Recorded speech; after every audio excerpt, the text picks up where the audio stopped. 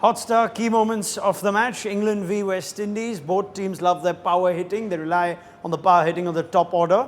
And therefore, in any West Indies game, Michael Hussey, the wicket of Chris Gayle is almost always a key moment. And given this wasn't Chris Gayle slogging against the new ball, he had seen out, he had played 41 balls, and the time that he fell in the 13th over, you think that was a key moment to dent West Indies' innings? Without doubt. I was really impressed with the way Chris Gayle set up his innings today. You know, he worked hard against Jofra Archer early. He gave himself time to get set and was starting to look really good at the crease. He looked determined today, but for England, they just managed to get that wicket at the right time. It was a big wicket. Chris Gayle, he's the one that can go on and score that big 100 for the West Indies to put on a big total. And it almost seems like every time they did the hard work, they threw it away, maybe harsh, but they didn't give it away. Chris Gayle first, and then in the 30th over, partnership of 89 brewing between Hetmyer and Nicholas Pooran.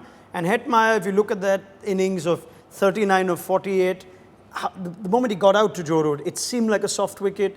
How could it have been avoided, and did it, for you, trigger the West Indies collapse from there? Yeah, it was a really disappointing dismissal at that stage. It was the part-time bowling of Joe Root as well, so that they had a great partnership going. They'd actually worked so hard to get the West Indies into a position of strength. If they had have stayed together for another 10 or 15 overs, with the amount of power hitting to come, the West Indies were looking at a really big total. So just to get out, just by chipping one back to Joe Root in that fashion was really disappointing. He was well set, had a great opportunity to go on and make a big score, and yeah, it certainly derailed the West Indian innings. I'm assuming when you chip one of a part-time bowler, it annoys you even more? Oh, ever done that so enough angry. times? Oh, a few times, yeah. It never looks good when you get out, let's be honest, and they're not trying to get out.